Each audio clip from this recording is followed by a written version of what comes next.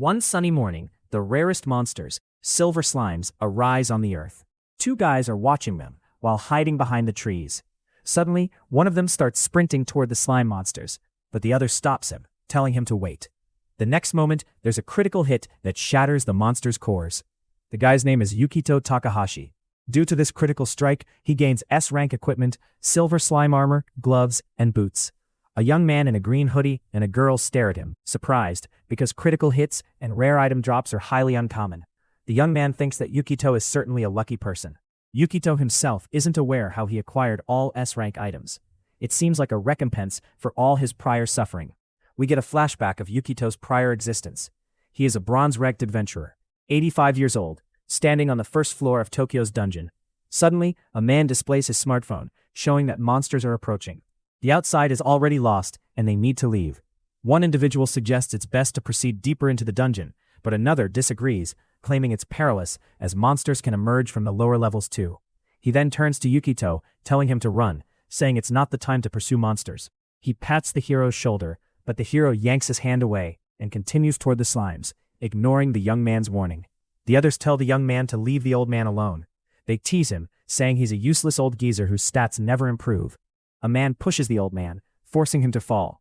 The elderly man is on the ground, with his hood knocked off his head. Decades have flown by rapidly. Things have changed since the Explorer originally debuted. Individual growth is now coupled with a familiar status system. A person's level improves only when they defeat a monster. As the level advances, their attributes evolve as well. A young man once dreamed of boosting his strength by at least 5 points. Sometimes explorers even develop magic and talents. That's considered typical. However, in Yukito's case, he is at level 98. Yet his strength, vigor, and agility are still at 5. His dexterity is 4, magic power is 3, and resistance is 2. The old man has lived a long life and has put in more work than anyone else. After years of beating mainly weak creatures, he eventually reaches level 98. He is the first one to ever attain this level through sheer tenacity. The old man slays a bunch of slimes. His strikes are so fierce that even his sword cracks. He is tremendously motivated to reach level 99, the last level, believing the reward will be worth all his trials.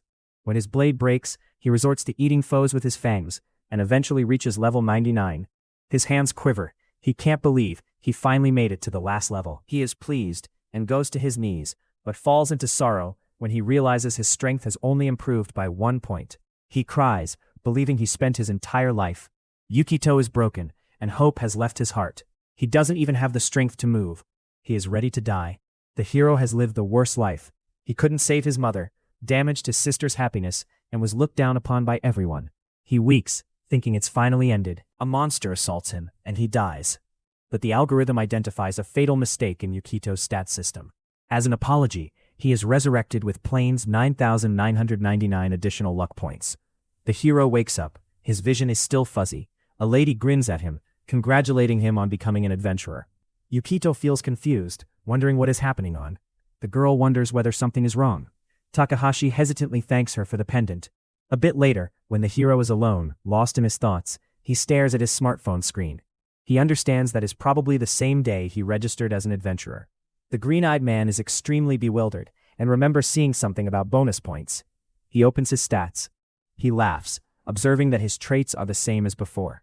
Then he scrolls down and is surprised to notice another column on the screen.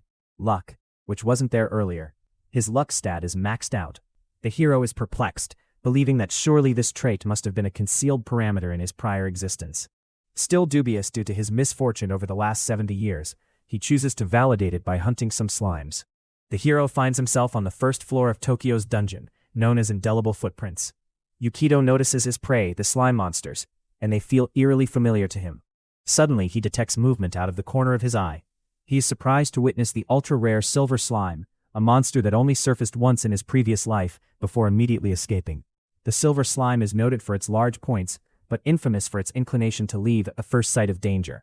Behind the creature, Takahashi feels he can catch it with just one sword attack.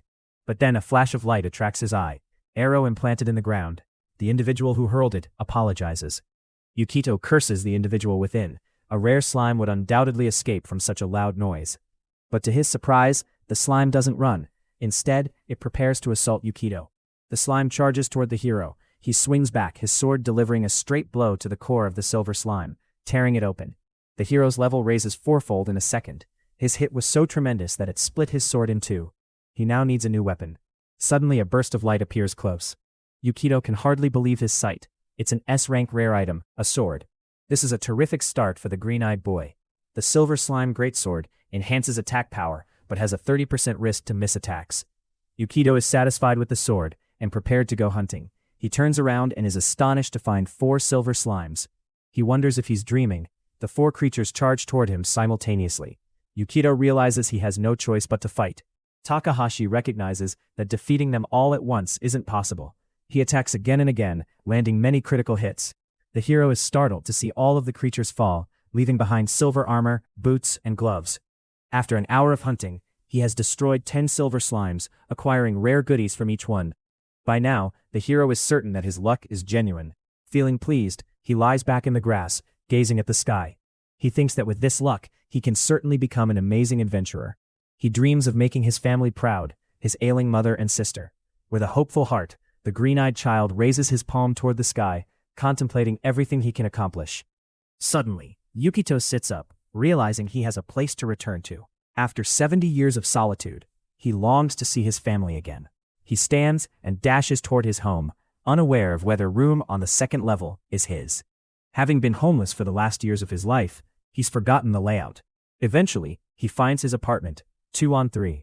The nameplate reads, Takahashi. His hands tremble as he grabs for the doorknob. He wonders why he feels so nervous, but he steadies himself with deep breaths. Just as he's ready to open the door, it swings open on its own, revealing his sister. She too has the same green eyes. She meets him. In a haste, the young man pulls Nozomi into a tight embrace. She's confused by his abrupt acts and wonders whether this is some type of trick. Nozomi asks him to release go, but Yukito grips her even tighter. This time he won't let anyone take his family or his beloved belongings away. The hero tells Nozomi everything that happened. She is amazed, since they can help their mom by luck, but it is going to require some effort. The next day, Yukito sold uncommon objects, and with the money, he chose to get something. Takahashi visited an auction and placed a bid of 10 million yen. He succeeded to secure the highest grade status sickness treatment potion. The hero then goes to the hospital. Yukito, together with Nozomi, attended the hospital room where their mom was admitted. They asked permission before entering the room and greeted their parents. Mom is quite glad to see her children and inquires how they are doing. Yukito answers that they should be the ones asking that. Nozomi opens the box that she bought and shows her mom lovely treats. The woman thanks her and advises that she shouldn't bring anything next time and instead use the money on herself. The young man assures her mother that they don't need to worry about the money, and the green-eyed girl adds that they have another gift too. The patient's face grows astonished and asks what it is. Yukito answers that it may sound funny, but mom needs to drink this. He hands a bottle of elixir to the woman. Nozomi joyfully tells that Big Brother got the money from the dungeon and bought it for her. The woman is astonished because Yukito just became an explorer. How does he manage to buy such an expensive item? The green-eyed man argues that he just got lucky and pushes his mom to take the elixir. The woman gently opens the bottle and consumes it. Suddenly the woman's body lights. Nozomi and Takahashi are keeping their eyes on the woman and ask how she feels. The woman excitedly answers that she feels considerably lighter. She feels immensely relieved. The hero smiles, feeling great. Nozomi shouts, "Good job, brother." The woman tells them that the medicine tasted quite unpleasant, but her son delivered a dessert to clear her palate. When the woman is checked by the doctor, he tells her that her symptoms have lessened and the disease stopped advancing. She needs to go to a short rehab. After therapy, she is permitted to recover at home. All three can live under the same roof again. This feels like a dream. For the first time in a while, the woman is able to consume food at home. Afterwards, she began washing dishes. The green-eyed daughter is very delighted that their mom is getting healthy, but Yukito argues it's still not enough. Nozomi is looking at him, waiting for an explanation. The hero explains that the potion is simply a temporary remedy. It can't heal the core cause. This makes the green-eyed girl upset, and she wonders what they should do. The hero argues that they require a far more potent L-rank item, e.g. an elixir. Nozomi had seen something like it promoted on TV, an item found by the world's best adventurer. The elixir can be located 50 levels deep, and can't be sold or bought. The sister feels that this item is extremely unusual. The hero agrees. A unique item is a remarkable thing that can be utilized only by the person who finds it, a glory that may be earned by those who vanquish the powerful. The green-eyed girl asks whether they can't buy it. Do they have to find it themselves? The sister worries if her brother could go to the depth of the 50th floor. Yukito says he would die.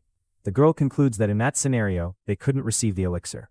The hero smiles and emphasizes that, just in theory, he would die.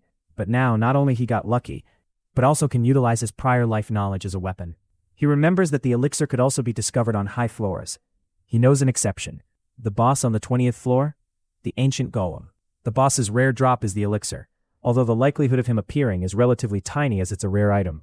The hero thought in his past life he only heard about the elixir once, but with his current luck, he can definitely attain it. The sister observes a strange expression on his brother's face. Yukito asks if he is really creating a suspicious expression. The girl only winks, thinking that her brother can do anything.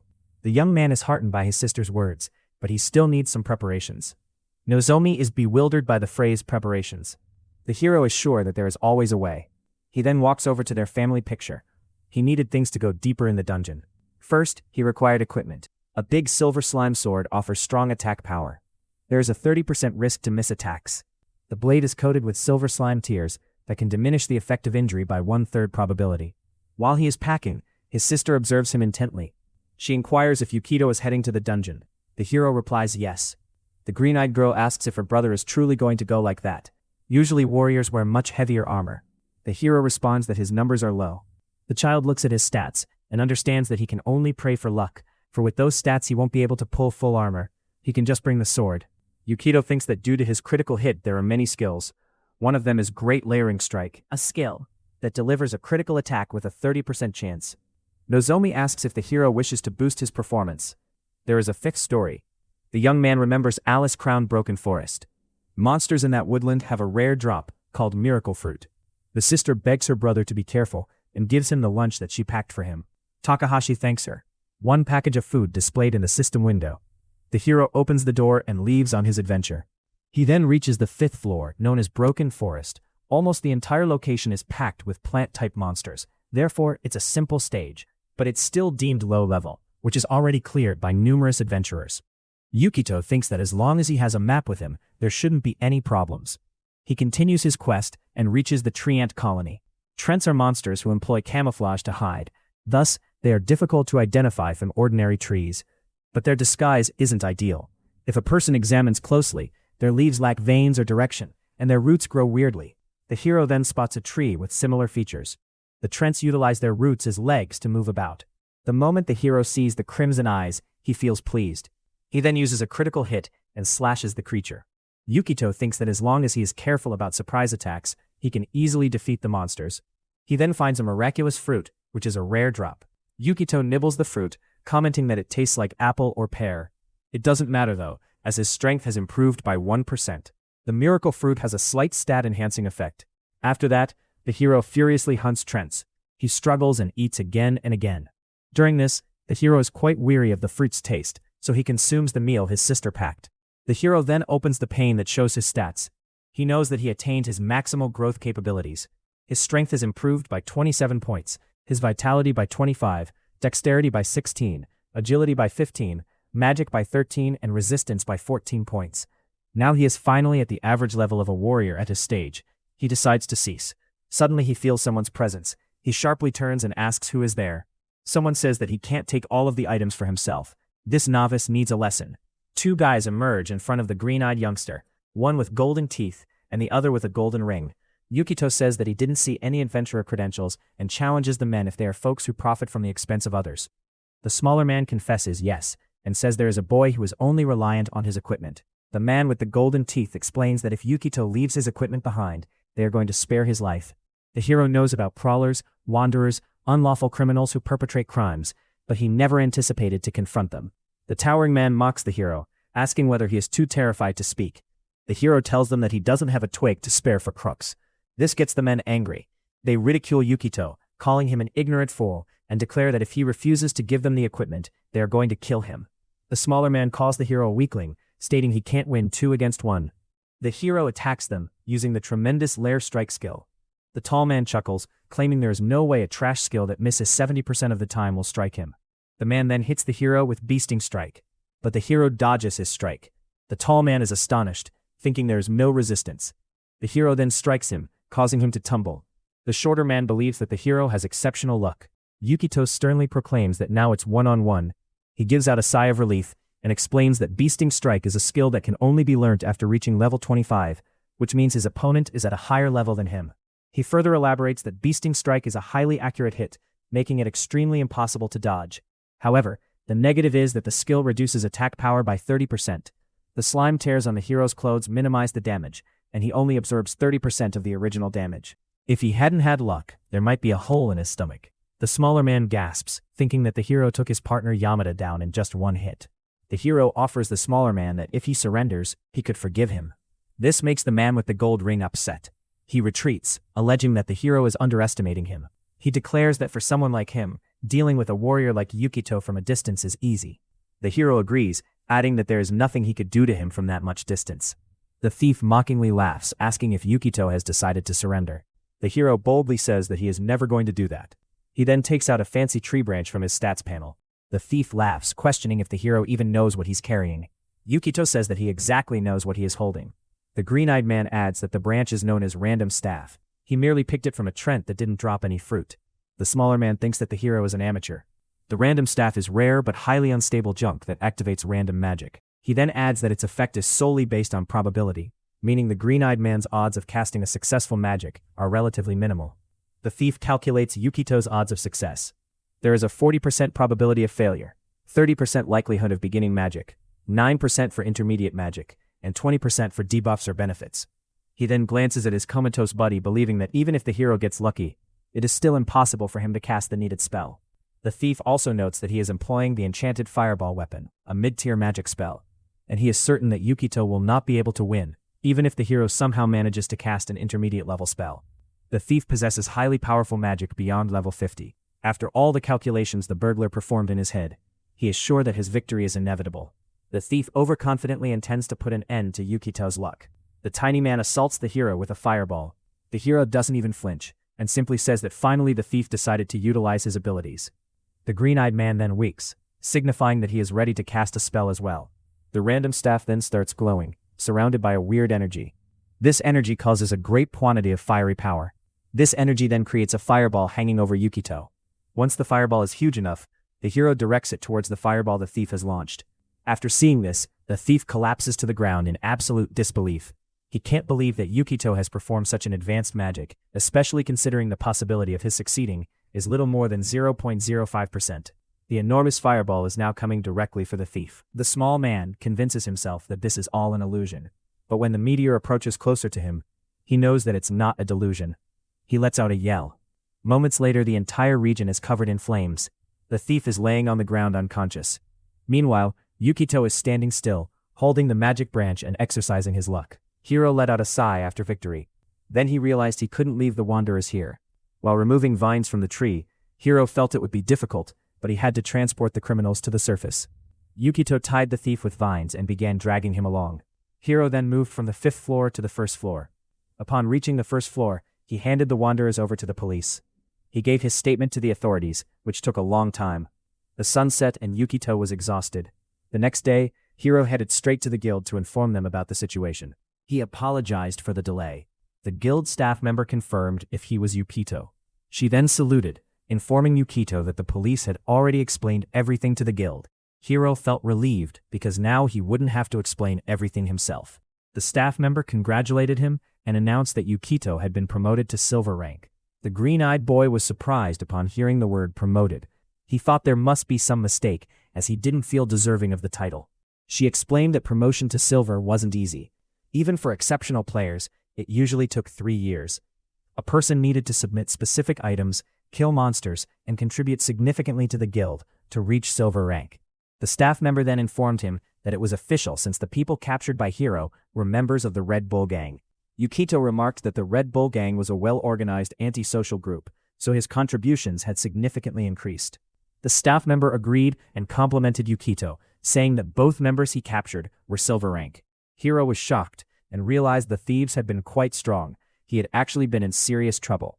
The girl handed him the silver rank pendant. Hiro laughed, saying he was just lucky. The staff member told Hiro there was no need to be humble, and the guild expected him to explore beyond the 1st floor. Adventurers have restrictions on which floors they can explore. Bronze rank can go up to the 10th floor, silver up to the 30th, and gold has no restrictions. Hiro put on the pendant, saying he wanted to explore at least the 20th floor. The girl nervously looked at him and warned that it was a difficult area. She advised him not to go alone at least. Hiro thanked her for the advice and walked away. The green-eyed boy realized that he had ranked up earlier than expected and that capturing the wanderers had been fortunate for him. Suddenly someone called out to Hiro. He turned to see an old man standing with a stick. The old man asked if he was the one who killed the Red Bull gang members. Yukito explained that the wanderers attacked him, so he fought back. The old man trembled, took Takahashi's hand, and started crying. He thanked him. Hiro was confused. The old man explained that Takahashi had captured criminals that even the police couldn't catch. Hiro denied it, saying he was just fulfilling his duty as an adventurer. The man bowed deeply, grateful. Hiro was surprised by the man's reaction. The old man emotionally told him that now he could give a good report at his son's grave. Yukito stood still, watching the grieving father walk away, reflecting that in his previous life, he had never been thanked for anything. He looked at the hands the old man had grabbed, acknowledging that this felt meaningful. He recalled that the world was destined for destruction, just like in his previous life. But now, knowing the future, should he try to change fate? He then shrugged, thinking he was not a world savior, just a slime hunter.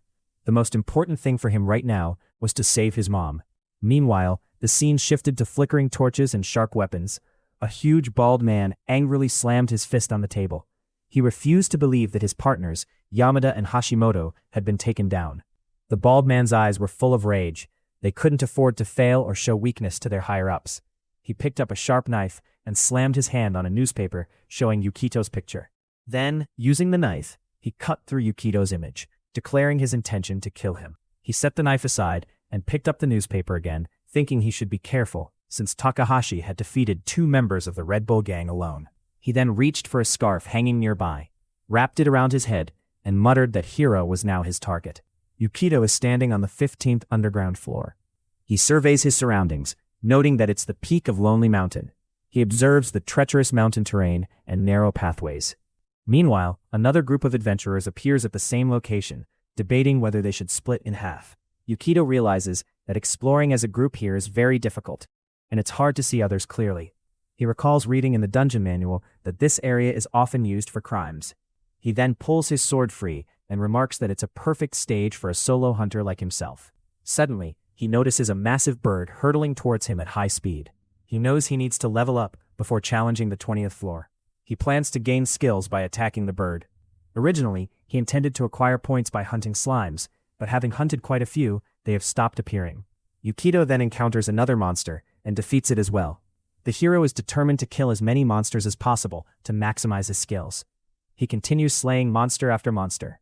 As a result of his efforts, he obtains a new warrior equipment set consisting of a bow, sword, and a pair of gloves. Unbeknownst to him, someone is watching Yukito's every move, a member of the Red Bull gang seeking revenge. The man scrutinizes Yukito carefully, confirming his identity after seeing him fight alone without armor. Filled with anger, the man resents that Yukito dared to step into his territory and believes he is being underestimated. However, he decides not to attack Yukito yet, choosing instead to wait for the moment when the hero lets his guard down. The man, wrapped in a scarf, realizes the hero intends to stay on this floor for a while. A brilliant idea strikes the bald man. He doesn't need to attack Yukito directly. He has the advantage because Takahashi is in his territory. He reflects that just like nature, an ecosystem exists among monsters too. Then he reaches a nest of giant birds sitting beside their chick. Taking advantage of the situation, the man destroys the nest and kills the chick, which was feeding on insects. The first step of his plan is to reduce the population of predators and increase the prey. The second step is to increase the number of prey. For this purpose, he goes to a site where insects are abundant. He scatters a large amount of food for the monsters. The insects grow rapidly, so this abundance of food will cause overpopulation. He returns to his room and waits for his plan to take effect. In other words, the entire scheme will appear as nothing more than a natural accident, simply bad luck for the adventurer. He is confident this method will kill the hero without attracting the authorities. The man begins his final step, using a repellent, a C-rank element known to repel medium-sized monsters. He scatters the repellent over the insects, causing them to fly away in massive numbers to escape it. He grins, muttering that the insects are going to devour the green-eyed man completely. Meanwhile, the hero is still slaying monsters when he hears strange noises. He wonders about the source of the sound. He is shocked to see a swarm of deathhoppers. Yukito thinks it's impossible for him to handle the deathhoppers alone, and that he needs to cooperate with other adventurers. He runs away from the swarm, wondering where he can find a group strong enough. He then remembers hearing about a supply base somewhere on this floor in his past life. The conversation had mentioned that ever since the establishment of the Triangle Mountain-based clearing, exploration of Lonely Mountain Peak has become significantly easier. Someone noted that this base is located within Red Earth Cave, but for some reason, the cave's location wasn't marked on the hero's map. He then heads towards a steep cliff and jumps down, stabilizing himself with his sword. Once he reaches the bottom, he notices the color of the soil is different. He begins shouting loudly, calling out for adventurers. When he hears no response, he decides to force his way inside. He is shocked to see a large number of people tied up with ropes inside the cave, stripped down to their undergarments. Yukito stands frozen, wondering what his next move should be, what he should do now. For a moment he thought that he had entered the middle of a ritual, but then he notices that everybody is restrained. Realizing the seriousness of the situation, the hero grabs his sword and moves into the cave. He expertly slices all the ropes that bind the captives. After being freed, the people show their gratitude to Yukito for saving them. They had lost all hope. The hero asks what happened. One of them explains that they were ambushed by thieves and lost consciousness. A woman angrily informs him that the thieves didn't kill them because they wanted to sell them. Takahashi stands still, realizing that the support base for adventurers has turned into a crime scene. He begins to wonder if he accidentally stumbled upon an event that is destined to happen. He recalls that in his previous life, the Wanderers were supposed to be arrested by authorities in the near future, and the place was meant to be repurposed as an adventurer base. It seems that he arrived earlier than when those events were supposed to happen. He recalls that in his past life, he never paid much attention to events happening around him, and his sole focus had been hunting slimes for 70 years. He then shrugs it off, thinking that analysis can be done later. Looking at the captives, the green-eyed man understands that the situation is unexpected, and the only option is to use these captives against the monstrous Death Hoppers. He calls them, acknowledging their shock, but urging them to listen carefully. He explains that a swarm of Death Hoppers is approaching them. There are an uncountable number of hoppers. Upon listening to him, people are left stunned to see the enormous amount of Death Hoppers. One of them asks him if he is certain that these are all Death Hoppers. Another person exclaims that there are too many. Yukito addresses them, saying that there is no time to debate, and if they want to survive, they have to cooperate with him. People are confused to hear the word cooperate. A woman says that it's impossible, as they don't even have armor. One of them agrees, reminding that the thieves had stolen all their equipment too. Yukito smiles, informing them that he has equipment. He then opens his inventory and pulls out a huge number of weapons. He lays out all the weapons in front of them, telling everyone to go choose what they want. He can even transfer ownership to them. The group gasps in disbelief, asking if he is serious as these are all drop items from the floor. A woman exclaims that all of them are rare. A man wonders how Yukito collected so many of them. At this moment, they begin questioning among themselves who the hero really is, as none of them have ever seen him in the adventurer's ranking. Everyone then starts to pick out the weapons they prefer. One man chooses swords. His companion complains, but then settles on a spear instead. Some choose protective armor, believing that it is more crucial than any weapon. The person who picks the sword is happy and remarks that if he were to sell it, he would make a fortune. Everybody is happy with their armor and weapons. A woman wonders if the green-eyed man is really giving them all these weapons. The hero tells them that in return, can they let him command them? The group is gossiping. Everybody agrees, as he saved their lives and gave them equipment too. He then recalls the time a man pushed him when he was an old man. He then thanks them for agreeing. He then looks at the surroundings and realizes that they can use the cave's narrow entrance as their advantage. In this way, they only have to face a limited number of Death Hoppers at once. He announces that everybody has to focus on reducing the numbers. Everybody is preparing for battle while Yukito stands at the front, gripping his sword. In a firm voice, he declares that the time to fight has come. At that moment, monsters started flooding into the cave. The hero takes the lead, cutting down the hoppers precisely with his sword. The rest of the adventurers fight behind him, using the weapons he gave them. Meanwhile, outside the cave, an enormous number of monsters gather, but struggle to enter due to the narrow entrance. However, as the battle continues, the monsters begin striking the entrance, forming cracks in the rocky walls. Because of their sheer numbers, the passage starts widening. With the entrance expanding, more monsters begin pouring into the cave. Seeing the never-ending swarm, one of the adventurers shouts that there are too many of them. His companion concurs, remarking that there's no end in sight. Yukito overhears them and notices the swarm isn't making any progress. He realizes their plan isn't working. Suddenly, the ceiling of the cave starts cracking. one of the members alerts everyone that the cave is about to collapse. The hero orders them to retreat without breaking formation. The entire ceiling collapses, allowing the monsters to flood in. One adventurer voices his concern that if this continues, the monsters might consume the whole mountain. The group turns to Takahashi, seeking a new plan. He surveys the surroundings, realizing the cave is unstable and unfinished. Then he spots a bomb outside the cave. He suspects the wanderers might have left the dynamite behind while trying to expand the area. Hurriedly, he picks up the bombs, realizing they can turn this into an advantage. A notification appears. Yukito has obtained dynamite of poor quality. He immediately calls out to the adventurers, instructing them to collect all the dynamite. The adventurers spread out, searching the area. One of them finds dynamite and acknowledges it might be used as a weapon. A sense of uncertainty spreads among the adventurers, as they are still unsure exactly how they will use the dynamite. Yukito and the adventurers continue battling the Death Hoppers for several hours. 2/3 of the mountain have been destroyed. The monstrous assault shows no sign of stopping. The cave is entirely overrun with monsters. 2 adventurers stand frozen. The girl's voice trembles as she says they are completely trapped. Others exclaim that they are out of stamina, and the wall won't hold much longer. Yukito tells everyone to give him all the dynamite, realizing the gravity of the situation. One by one, they begin handing it to him. The first adventurer who does so remarks that he doubts this amount will be enough to wipe out the monsters. Another adds that it's like a drop in the ocean. A sense of hopelessness lingers among the adventurers. Yukito devises a plan. He intends to use the dynamite to collapse the entire area, burying the monsters under the rubble. He retrieves the collected dynamite from his inventory, considering the fact that Death Hoppers have extremely low intelligence. He begins strategically placing the dynamite in different locations, recalling that monsters always target the individual who has killed the most of their kind. In this case, Yukito. At that moment, the monsters manage to break open a significant hole in the cave ceiling. One of the adventurers warns everyone that the cave is about to collapse. The hero then yells, instructing the adventurers to run. Everyone starts running, but one pauses at the exit and asks if the hero intends to sacrifice himself by taking the Death Hoppers with him. Another adventurer scoffs, saying the warrior can't even use his weapon properly. The hero offers a confident smile, before replying that he knows exactly what he's doing, and simply asks them to trust him.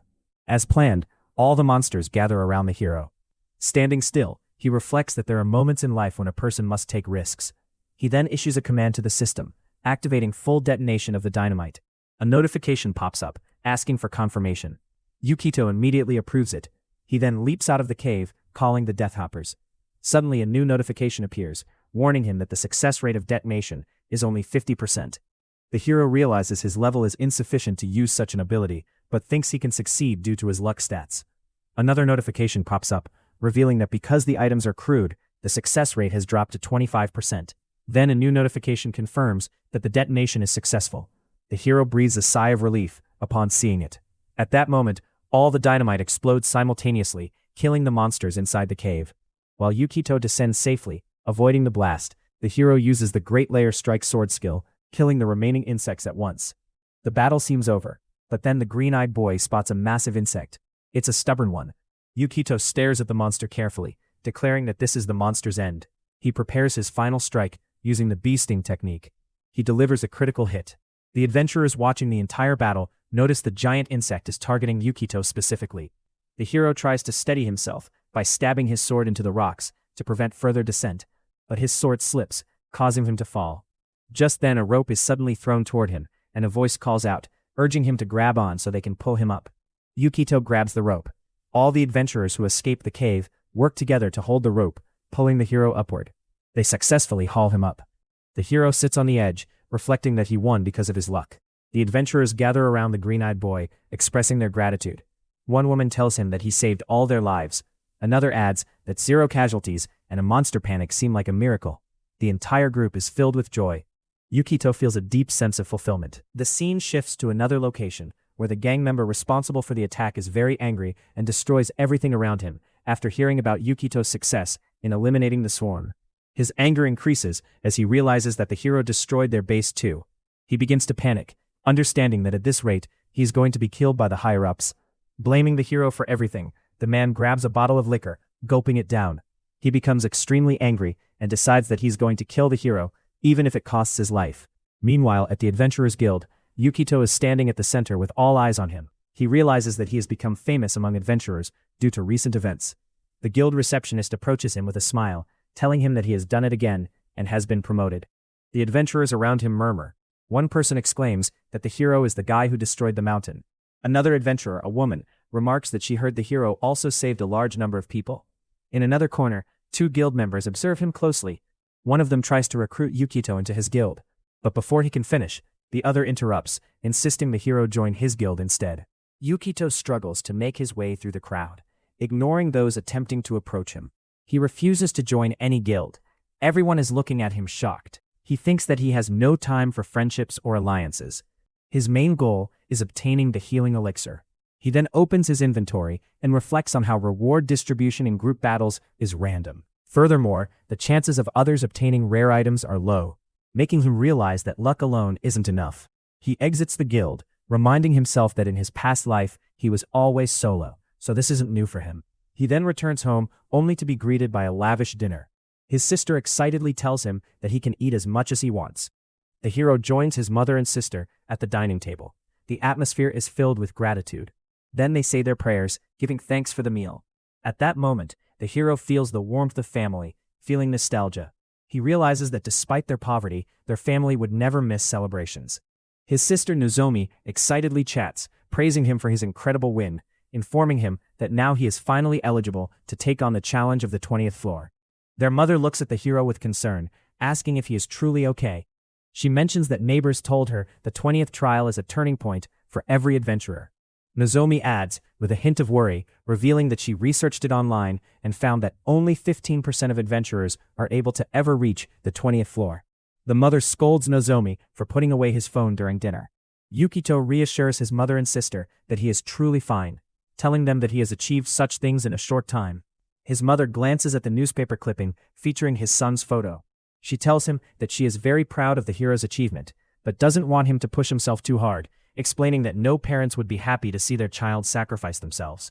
Yukito recalls memories of his mother's death, and his eyes fill with tears. He replies that no child wants to see their parents sick. His mother starts to say something else, but Nozomi interrupts her, insisting that there is no point in discussing this anyway. She further states that her brother has always been stubborn. Once he decides to do something, nothing can change his mind. Their mother sighs, telling Yukito that he is just like his father. The hero continues eating, reassuring his family that he is doing all this because it makes him happy. His mother and sister return to the meal. While the hero is watching his mother, he reflects on how he couldn't save his mom in his previous life. This fact is struck in the hero's heart. He wants to erase the past, and for that, he needs the elixir. After finishing his meal, Yukito prays in gratitude. He then leaves his house to continue his mission. The scene shifts to the 20th floor of the dungeon, known as the Great Wall of Hyperphysics. As soon as he steps in the dungeon, he notices that the 20th floor is entirely different from any other floor. Suddenly, two creatures appear before him, making the hero realize that every monster appearing on this floor is inorganic. This is the first time he is encountering such creatures. He immediately attacks the creatures with swords, giving them no chance. He then remarks that these heartless, cold-blooded D-killers are a threat. He is then ambushed by an even more terrifying group of creatures attacking him from all directions. However, due to his combat ability, the hero is able to counter all the attacks and eliminate them with ease. He realizes that the danger doesn't lie in their strength, but in their systematic thinking. The hero then notices a gate, but in front of it lies a pile of rocks emitting a strong red glow. Suddenly the rocks begin to move, taking the form of an unusually strong monster. If Yukito analyzes the stone beast's pattern, defeating it is going to be possible. The monster launches its attack, and the hero attempts to block its blows and strike him. However, the hero's attack proves ineffective due to the creature's rocky exterior. Despite this, the hero is still motivated to conquer the 20th floor. As soon as the beast begins its next attack, Yukito leaps towards it, aiming his sword directly at the monster's eye. He defeats the monster with a critical hit. Yukito steps forward to open the gate that the monster was guarding. Today, Yukito is going to change his fate. As he opens the gate, he enters into a large hall where intricate magical ritual circles are designed on the floor. Suddenly, the door slams shut with force, and a massive stone monster appears. This one is larger and stronger than the gatekeeper. Yukito scans the entire body of the monster, trying to find any weakness. The monster begins to move, ready to attack the hero. The hero realizes that this monster is the boss of the 20th floor, known as the Ancient Golem. The hero recognizes that his opponent possesses a tough body and extra attack power. He determines that, for a boss, the monster's speed is average. He then attempts to strike the monster with his sword, but the attack has no effect. The hero decides to destroy the monster's core.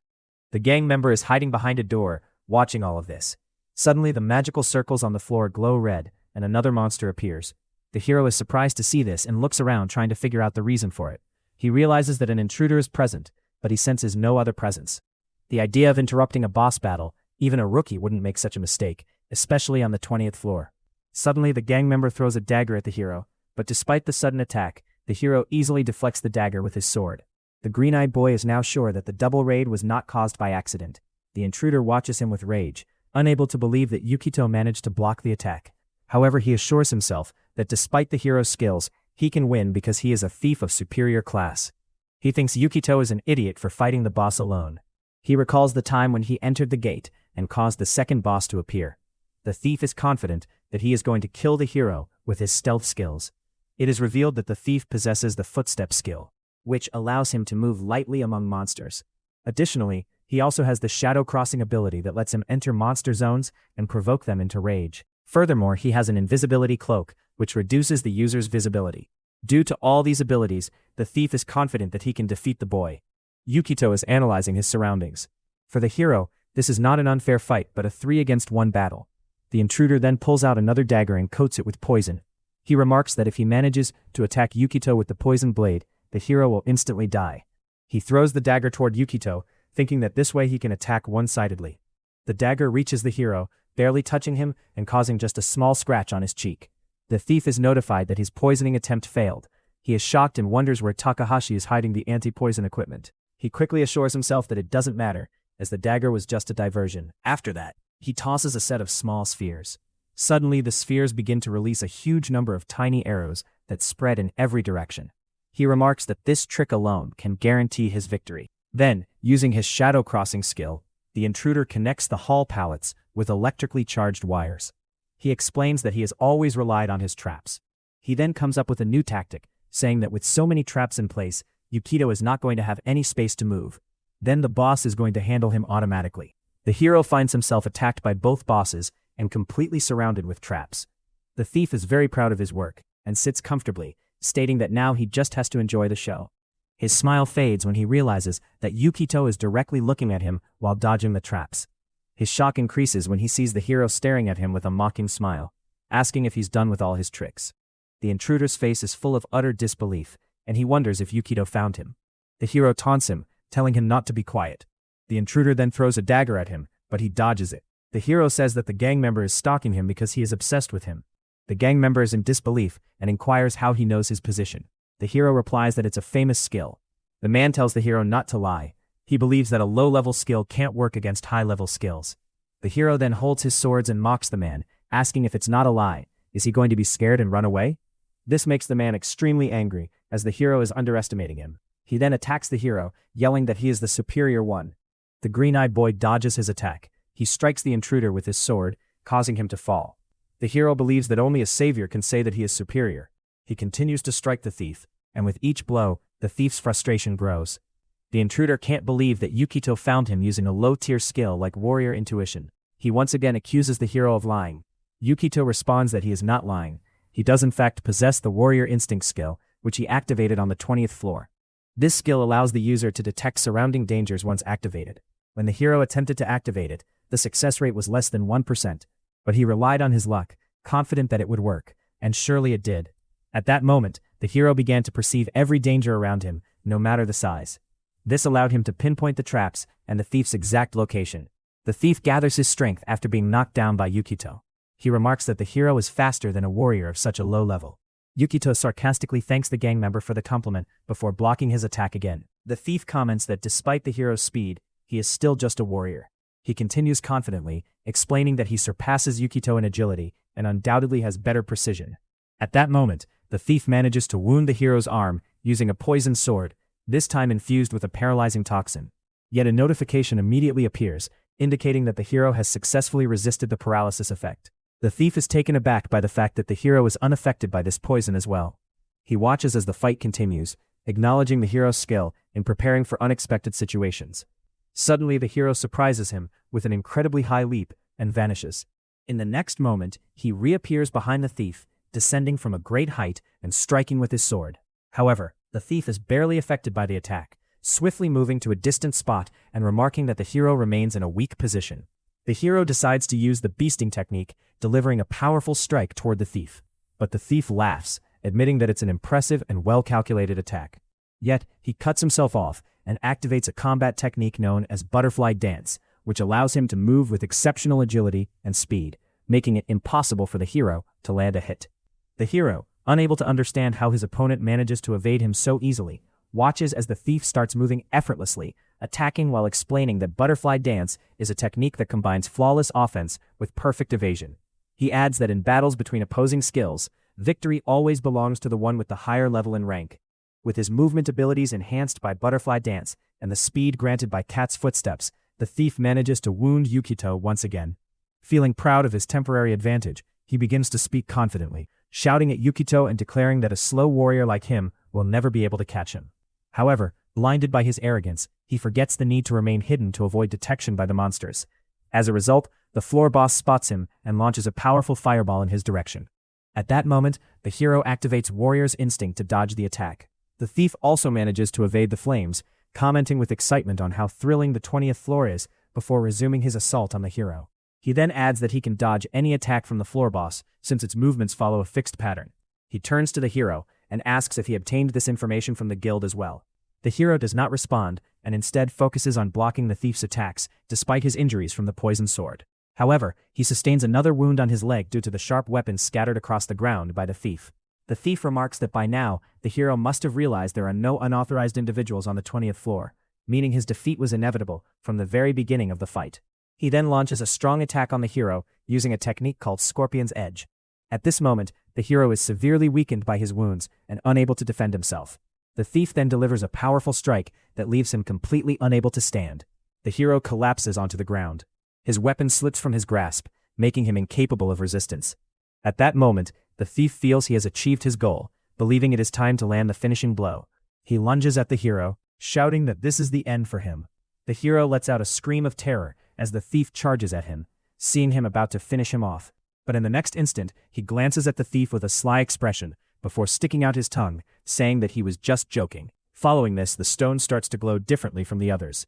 As a result, the thief suddenly finds himself trapped in a transparent bubble, sealing him in from all directions. Stunned by what just happened, the thief, who was so certain of his victory, stares in disbelief and asks if the hero just used a gravity trap against him. The hero rises to his feet, picks up his sword, and remarks that the thief kept insisting there were no unauthorized elements here, yet he still fails to see anyone around him. At this point, the bubble starts tightening around the thief, making it harder for him to even move his mouth properly. The hero then explains that the information the guild collects is only relevant to the floor's natural state. However, no one in the guild could have predicted that someone crazy enough would interfere and become part of a battle with the floor boss. At that moment, the thief's condition inside the bubble worsens, and even breathing becomes difficult for him. He gasps, questioning whether what is happening to him is real. Meanwhile, the two monsters begin moving toward the hero to attack. The hero blocks their assault, commenting that the double attack that occurred has altered the monsters' behavior and how they respond. He mocks the thief, saying that the man calls himself a thief, yet he was completely unaware of the traps in this place. The thief's frustration grows as he exclaims that this is impossible, and the hero was supposed to fight as a warrior, not rely on traps. The bubble bursts, and the monsters attack him. The thief wonders how this is possible. One of the monsters then picks the thief up in its stony hands and throws him down. The intruder is seriously injured and shocked that despite his search skills, he couldn't detect a top-tier trap. He asks how Yukito knows about it. Yukito replies that he used warrior intuition, just as he's been saying from the start. The intruder is severely injured and lies on the ground in pain. Yukito warns him to stay right there while he goes to handle the boss. His intention is to hand over the thief to the police if he's still alive after those wounds. Suddenly, the intruder threatens the hero, telling him not to mess with him. The hero is shocked to see him laughing hysterically. Bombs are strapped to his body, implying that he doesn't plan to die alone. He informs Takahashi that these bombs are different from all the traps he's used before. Naturally, Yukito starts sweating, having no clue what kind of lunatic he is dealing with. Then the system asks for confirmation, and the thief confirms that he wants to use the bomb. There's a huge explosion, everything is on fire, the floor collapses, and he falls into a hidden underground room. He didn't expect there to be a room down there. Then he realizes the exit is too high. He can't climb back up. Suddenly the stone monster boss jumps down from above. Takahashi is now trapped. Then something catches his eye. It's shining brightly from the corner of his vision. It's a treasure box. He remembers that hidden rooms generally contain treasure worth protecting. He quickly looks around. The room is too narrow for him to defeat the boss in a conventional fight. The only choice he has is to bet everything on the treasure. He attacks the boss, trying to reach the treasure hidden behind it, but he only gets injured in the process. He strikes the monster again with his sword, but his attacks aren't affecting the creature. The boss punches him, making him bleed. It attacks again. Takahashi hides behind a huge rock. He feels relieved that his spine isn't broken, but that relief is short-lived. The monster throws the rock away and stomps on him. He's severely injured. He's shocked that the boss keeps attacking. Now he's lying on the ground, drenched in blood after the boss's assault. He clenches his fist, determined not to give up despite the intense pain. The stone monster attacks again, causing more blood to pour out. But this pain is nothing to Takahashi. He has lived with the despair of being useless for 70 years. With unshakable resolve, he reaches the treasure. Inside the box is a shackle. Yukito grins slightly when he sees it and puts it on. The treasure has exactly what he needs. The shackle is known as the Bracelet of Teleportation, a tool that allows its user to teleport to any location. It's perfect for Yukito's current situation. The system prompts him for confirmation. At that moment, the monster is about to crush the hero with its massive arms. The system urgently warns Takahashi that he is not compatible with the magic tool, and the activation probability is only 50%. Then, the probability drops further to 35%, and the success rate reduces to just 15%. Suddenly, blue energy begins to surge from the bracelet, and the system notifies him that teleportation has been successfully activated. He reappears behind the first boss and stands determined to kill it. He strikes the monster's head with his sword. A red light bursts from the boss's head, triggering a violent explosion. Yukito quickly realizes it's going to be much harder to kill the second boss. It's still alive despite the damage caused by the blast.